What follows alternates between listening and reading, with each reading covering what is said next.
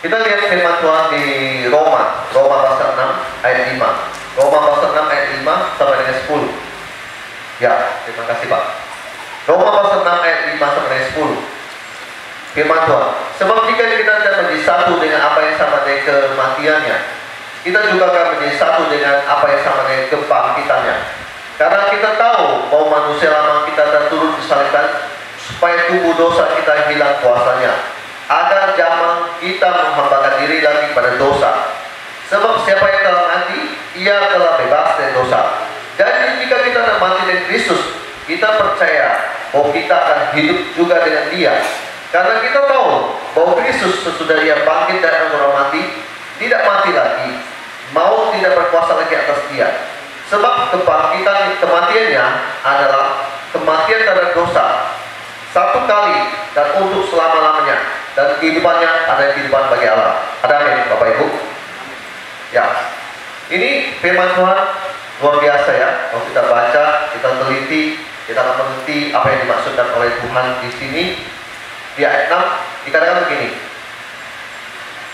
Karena kita tahu bahwa manusia lama kita turut disalibkan supaya tubuh dosa kita hilang kuasanya, agar jangan kita menghambakan diri lagi kepada dosa. Bapak dan Ibu, setiap dari kita pasti punya namanya hidup yang lama. Setiap dari kita ketika kita belum mengenal Yesus sebagai Tuhan dan Juru Selamat, kita hidup di dalam dosa. Kita hidup di dalam ketidakpengertian bahwa kita sebenarnya ini berdosa. Saya ulangi lagi, kita hidup dalam ketidakpengertian bahwa kita berdosa. Kayak kita orang Chinese, kita waktu belum mengenal Yesus, kita menyembah yang lain. Tapi kita merasa kita benar. Sampai di mana Tuhan menjamah kita, membukakan pikiran kita bahwa kita sebenarnya salah. Kita menyembah berhala. Kita menyembah sesuatu yang dibuat oleh manusia. Ya, saya mengatakan itu ya karena yaitu Tuhan yang dibentuk oleh manusia yang tidak bernafas, tidak berkuasa. Maka firman Tuhan mengatakan bahwa manusia lama kita, ketika kita bertemu dengan Yesus, hidup kita harusnya berubah. Amin. Bapak dan Ibu, manusia lama Anda ketika bertemu dengan Yesus harusnya berubah. Amin. Sedikit sekali, belum makan ya Bapak Ibu.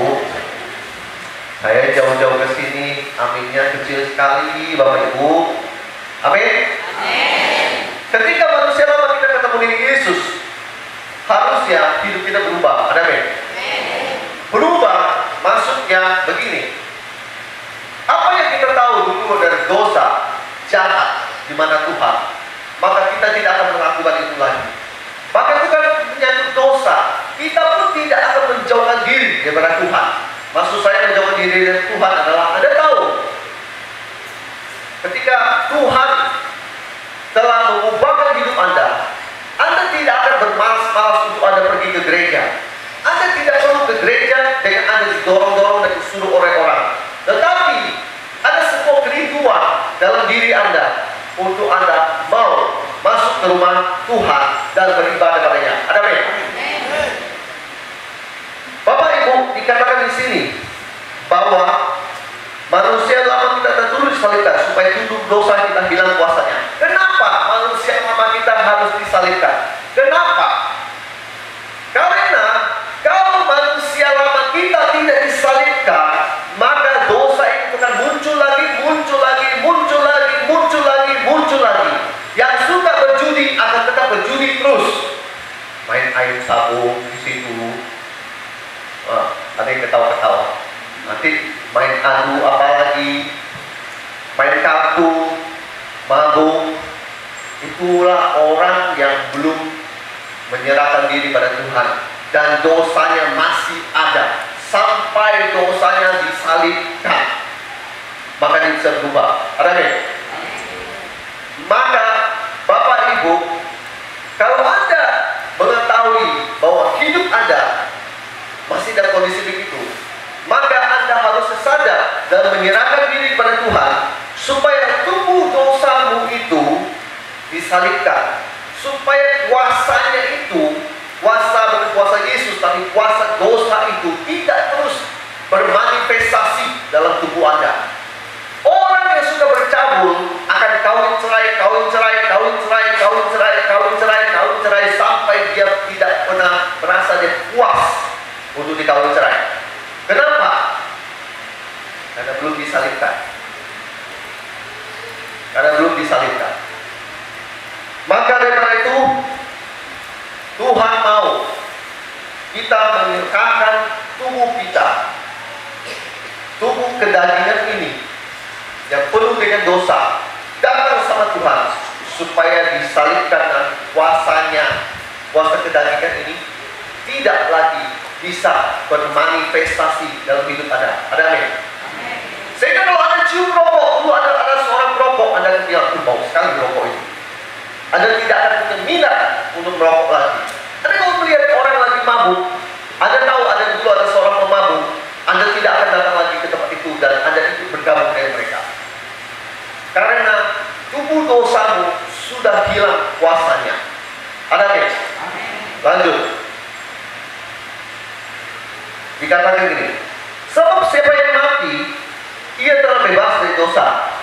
Maksud Rasul Paulus ini ngomong begini, kalau orang memang manusia yang sudah mati, memang dia tidak bisa berbuat dosa lagi. Jadi ini memang benar. Kalau manusia tubuh jasmaninya dia sudah mati, nafasnya sudah berhenti, maka memang dia tidak punya aktivitas lagi di dunia ini. Termasuk dia tidak bisa melakukan dosa. 8. Jadi jika kita telah mati di Kristus, kita percaya bahwa kita akan hidup dengan Dia. Ini adalah perkataan iman. Ini adalah perkataan iman. Saya ulangi. Jadi jika kita telah mati di Kristus, kita percaya bahwa kita akan hidup juga dengan Dia. Bapak Ibu, kalau Anda memahami firman Tuhan ini, Roma pasal 6 ayat 8 ini, Anda akan mendapat sesuatu yang luar biasa dalam hidup Anda. Saya bacakan lagi. Jadi jika kita telah mati di Kristus, kita percaya bahwa kita akan hidup juga dengan Dia. Yesus ketika mati disalibkan, pada hari ketika dia bangkit, dia mati. Iblis mengira bahwa dia sudah menang. Iblis mengira bahwa skenario yang terjadi, dia melihat Tuhan itu mati dan sehingga dia merasa dia menang. Tapi waktu Yesus mati, dalam beberapa hari manusia pun menunggu apakah dia akan bangkit atau tidak, apakah dia masih ada atau tidak. Ternyata waktu beberapa hari Tuhan berada dalam alam maut, dia mengalahkan semua yang ada, bahkan kunci kerajaan maut pun di tangan dia.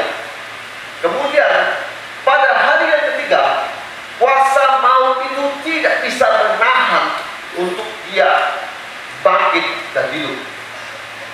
Kuasa maut itu tidak bisa menahan Yesus untuk dia bangkit dan membuktikan bahwa dia adalah anak yang hidup, bahwa dia berkuasa atas maut.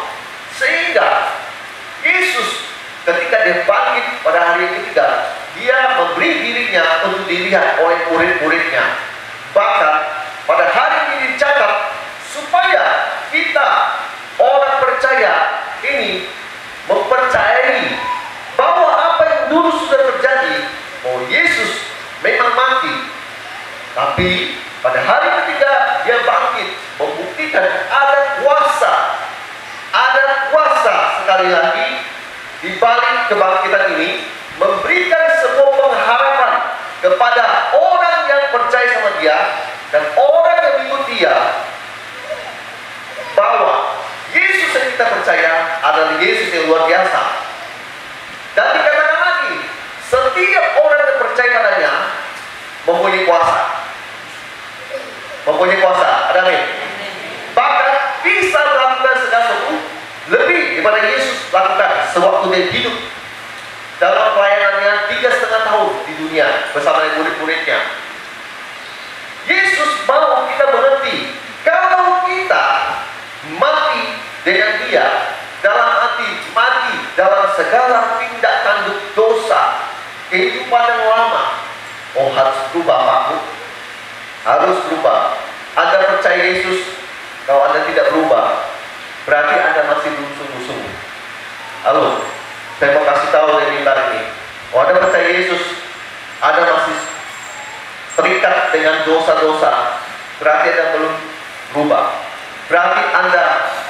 tubuh dosamu belum disalibkan. Berarti Anda belum sepenuhnya menyerahkan hidupmu pada Yesus. Pak, Bu, setiap orang yang terikat dengan narkoba, dengan dosa perzinahan, dengan hal-hal yang lainnya dan sebagainya, ketika dia mau datang sama Yesus, Yesus bilang, kamu mati dengan aku. Maksudnya dosanya mati, manusia lamanya mati. Ketika mati, kita lihat firman Tuhan ini di 2 Korintus pasal 5 ayat 17. Kita loncat sebentar. Kita loncat sebentar. 2 Korintus 5 ayat 17. Jadi siapa yang dengan Kristus, ia adalah ciptaan yang baru. Yang lama sudah berlalu, sesungguhnya yang baru sudah datang. Bapak Ibu tahu nggak firman Tuhan ini? Ini firman Tuhan yang luar biasa. Ini firman Tuhan sangat saya hafal dan saya ingat.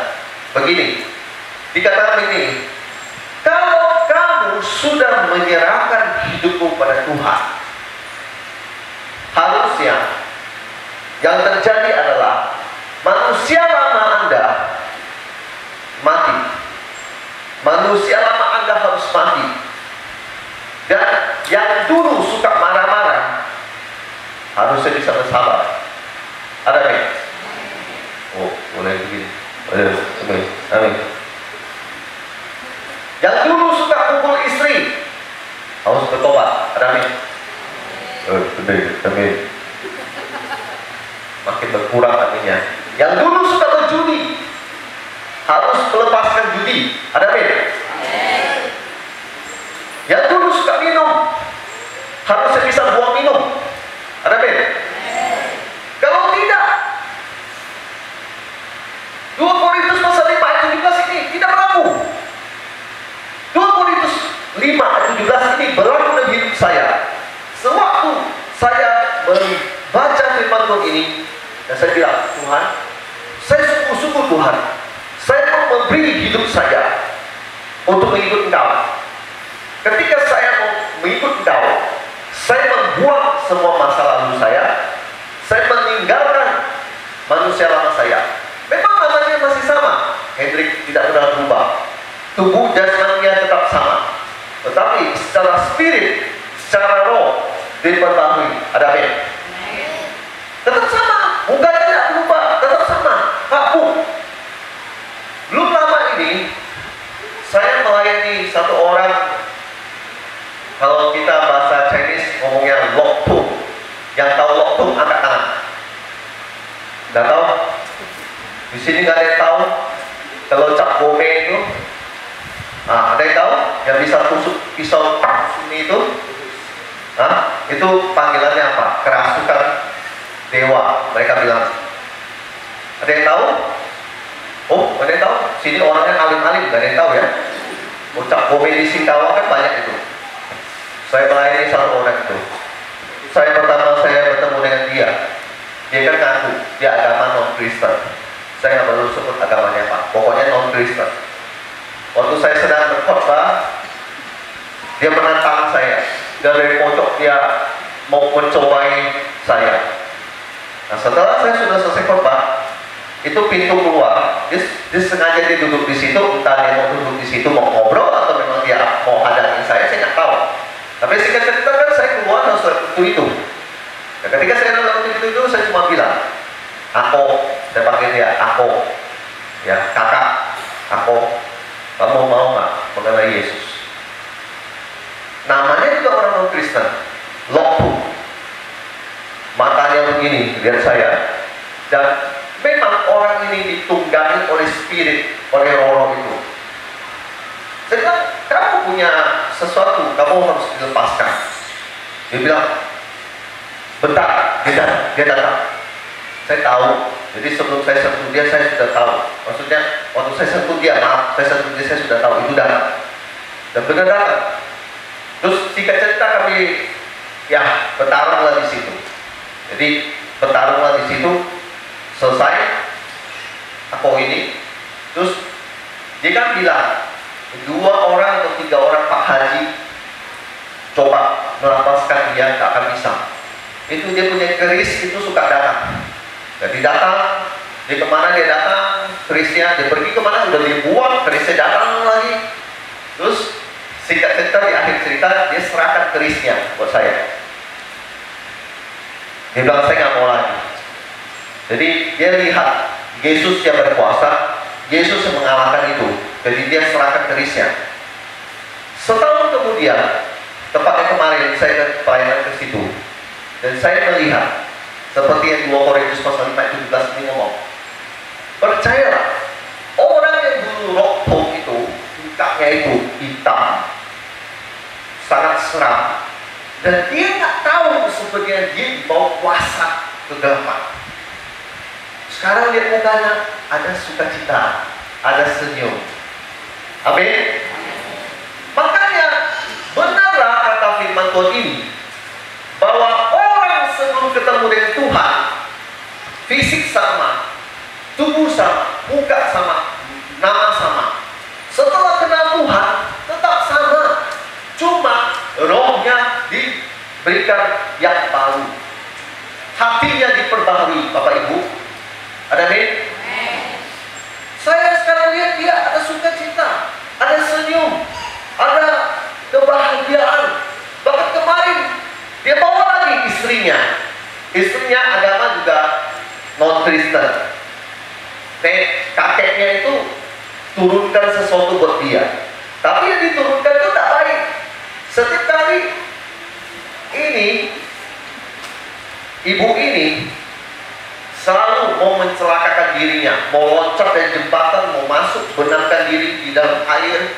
Pokoknya singkat cerita, roh itu membawa dia untuk bunuh diri. Persis yang Yesus pernah layani, ada satu orang yang sering katanya masuk ke api dan sebagainya. Pernah baca kan? Pernah baca? Nah, persis spiritnya kayak begitu. Jadi waktu istrinya datang, saya ngomong dengan terus terang.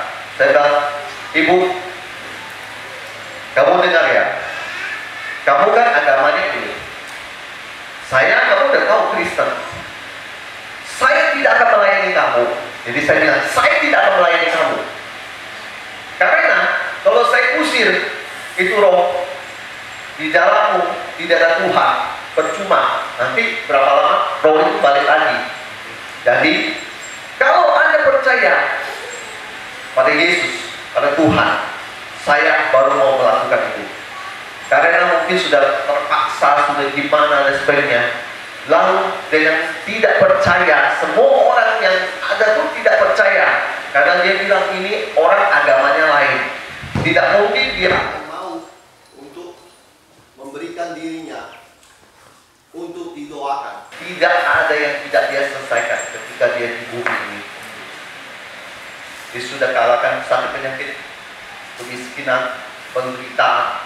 Halo, penderitaan. Penderitaan. Oh, Yesus menderita, saya juga menderita.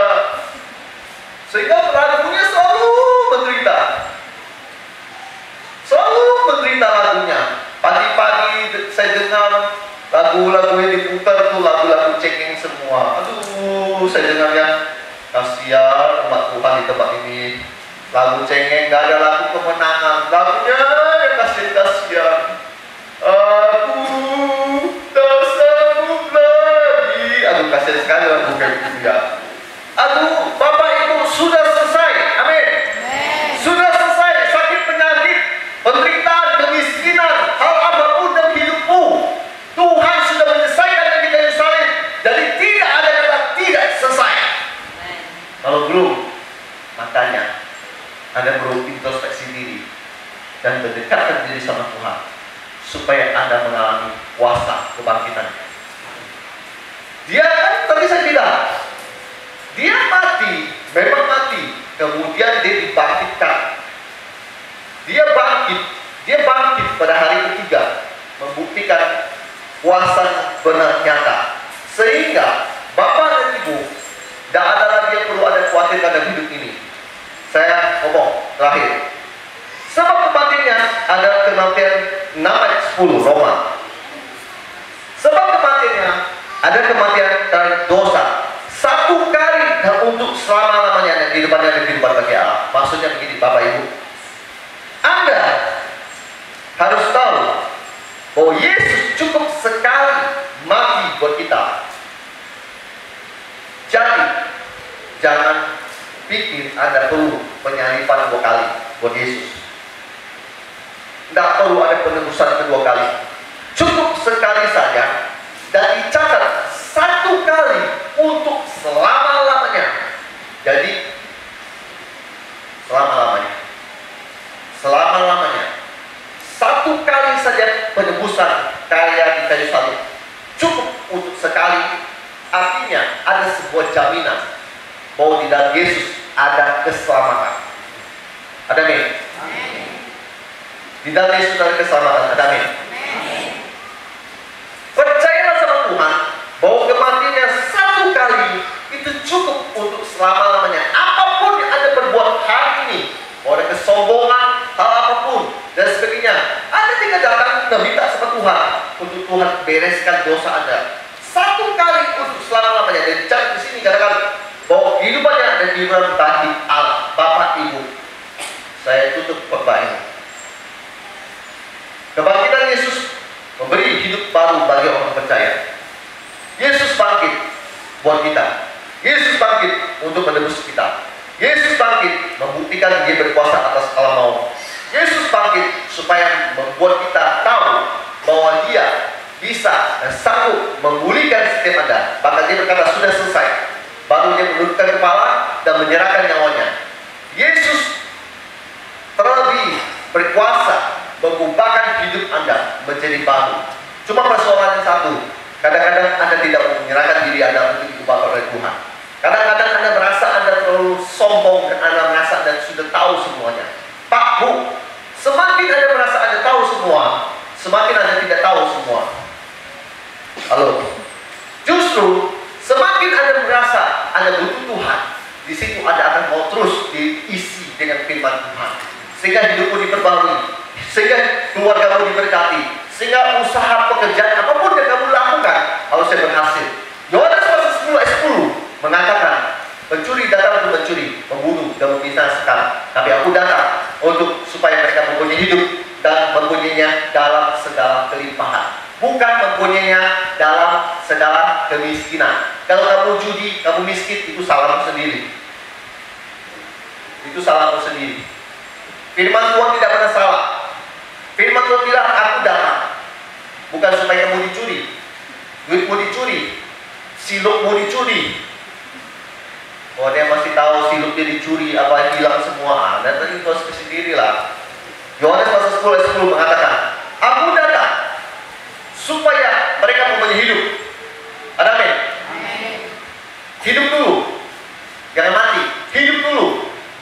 Dan kemudian dalam segala kelimpahan. Artinya Anda butuh anak biaya kuliah, biaya sekolah, masa depan Anda. Jangan khawatir. Ada amin? Ada Yesus. Ada Tuhan menolong Anda. Ada Dia menyertai Anda. Tidak usah kamu terus bilang Tuhan supaya aku. Memang Dia Tuhan sudah menyertai Anda. Saya ulangi lagi. Tidak usah bilang Tuhan sertai aku. Memang Tuhan menyertai Anda. Karena dicatat di Matius dikatakan Dia adalah Tuhan Immanuel. Artinya Tuhan beserta Anda. Jadi kemanapun Anda pergi, mau sintang kemana, Anda mengatur bisnis apapun dan sebagainya, Tuhan pastinya menyertai setiap langkah hidupmu. Ada amin?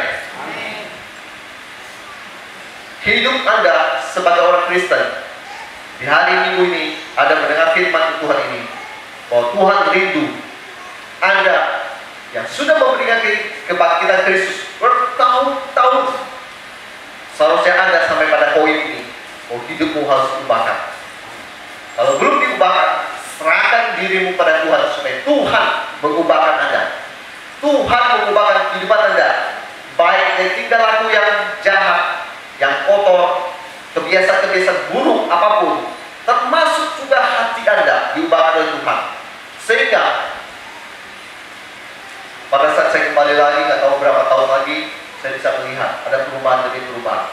Pak, Bu, satu sukacita saya ketika 2 tahun yang lalu saya pelayanan di sini, saya melihat ada beberapa orang diubahkan oleh Tuhan. Ya, gembala kan berkomunikasi dengan saya. Itu yang Bapak doakan ini satu, ini yang ini dan sebagainya. Buat saya, Pak, Bu, saya itu senang, bahagia. Aceh ini, ibu ini kan tidak tahu bagaimana saya waktu itu. Saya cerita ke Aceh, ya Aceh tahu perjalanan saya tidak gampang. Waktu itu 2 tahun yang lalu, singkat cerita, kami itu baru tak lama sengaja memberhentikan diri dari pekerjaan, tidak punya uang. Jadi uang yang terakhir kami ambil, kami bawa untuk keliling Kalimantan Barat. Umat Tuhan kan nggak tahu, karena saya nggak pernah cerita. Hari ini saya buka, saya mau cerita, karena sudah saya lalui. Jadi waktu itu sampai ke Penai, saya nginap kepanasan di kamar, ya kan? Saya tidak bisa tidur, ya kan? Nyandar di tembok, ya kan? Sisir rambut harus pakai senter, nggak kelihatan soalnya terlalu gelap. Tidak apa-apa, saya senang, saya senang. Saya nggak pernah komplain sama ibu gembala, tidak pernah. Saya tahu dia sudah melayani saya dengan baik, bapak gembala juga. Ya kan kondisi, Anda masuk di kampung, Anda jangan menuntut. Oh, saya punya prinsip begitu. Terus lumpur, panas dan sebagainya, uangnya juga pas-pasan. Tapi saya bisa melewati itu semua. Dan ketika saya kembali ke Jakarta, saya mendengar kesaksian. Pak, Bu, uang tidak seberapa. Jiwa yang diselamatkan itu lebih berharga. Boleh melihat orang berubah dan bertobat. Boleh melihat dia cinta Tuhan. Bukan datang gereja, cinta Tuhan. Itu satu kebahagiaan buat saya. Artinya pelayanan saya Tuhan berkati. Itu aja. Jadi itu cerita 2 tahun yang lalu sudah lewat. Tidak gampang Bapak Ibu. Saya jalani 27 hari, pas yang 26 hari yang terakhir itu, saya dari Jumat, saya salah makan. Saya makan mie, disajikan mie, saya makan. Habis itu ke belakang berkali-kali. Saya nyetir lagi dari Sungai Pinyu ke Singkawang. Ada sebuah pelayanan di gereja Sungai Yordan di Singkawang. Saya hampir membatalkan pelayanan itu. Karena ada 3 sesi, 3 kali khotbah, pagi, sore, malam. Saya hampir membatalkan pelayanan itu. Dan saya berpikir, Tuhan, saya nggak mampu. Apotek nggak ada yang jual obat, tutup semua hari Minggu. Dan situ saya cuma bisa mengandalkan Tuhan, tolonglah saya. Ma, saya sakit sekali. Dan saya harus ke belakang terus buang ya kotoran dan sebagainya, maaf. Gitu loh. Dan saya nggak tahan lagi Tuhan.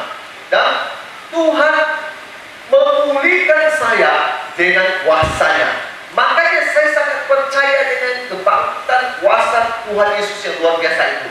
Saya terus berdoa, bergumul sampai sore, stamina saya baru diubahkan. Jadi, selama 26 hari itu, saya menjalani rutinitas yang ada. Saya bawa kawan-kawan saya, rombongan satu mobil dengan saya. Semua harus tanggung jawab saya. Saya harus memberi makan buat mereka. Bensin dan sebagainya, semua saya tanggung. Tapi itu sudah cerita 2 tahun yang lalu, sudah lewat. Dan saya sudah berhasil melewati itu semua. Ya, hari ini 2 tahun lagi, kemudian saya dibawa ke sini. Saya baru bisa menceritakan, Bapak Ibu, saya sukacita ketika melihat umat Tuhan di tempat ini dibangun, dikuatkan, bertobat, cinta Tuhan. Itu yang membuat saya sukacita dan senang. Bukan karena apa, dikasih makan apa, tidak. Saya suka cita ketika melihat jiwa-jiwa dan dia bisa bersaksi bahwa dia rajin ke gereja, dia mencari Tuhan, dia cinta Tuhan. Itulah sebuah kebahagiaan buat kami sebagai seorang penginjil. Belum di gereja-gereja yang lain selama 27 hari pelayanan, 24 hari pelayanan di Kalimantan Barat. Oh, kali ini kami 31 hari pelayanan. Ini cuma terjalan cuma 20 hari lebih. Hari yang terakhir nanti Semitau, dan Semitau pulang ke Singkawang 1 hari, Singkawang setelah itu kami pulang lagi. Pak, Bu, firman Tuhan sudah saya sampaikan. Tuhan itu rindu mengubahkan setiap hidup Anda. Tuhan rindu menjadikan Anda itu sukses, baik, kebahagiaan Anda dan keluargamu. Tetapi kamu yang harus memberi diri untuk mendekat pada Tuhan. bukan Tuhan yang mendekat sama kamu. Yakobus pasal 4 ayat 8 mendekat kepada Tuhan, dia akan mendekat padamu. Bukan kamu minta Tuhan mendekat padamu. Halo, jangan suka dibalik-balik.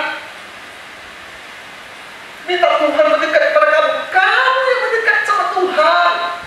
Kau minta Tuhan mendekat sama kamu. Kamu yang harus melangkah ke gereja cari Tuhan. Ada amin? Kamu harus memberi dirimu untuk mengenal Tuhan. Ada amin? Jangan selalu maunya enak. Dikit-dikit Pak Pendeta, tolong doakan di rumah saya ini resminya. Kamu yang datang ke sini. Kamu yang datang ke sini. Mau mengalami kuasa Tuhan, kamu yang datang ke sini.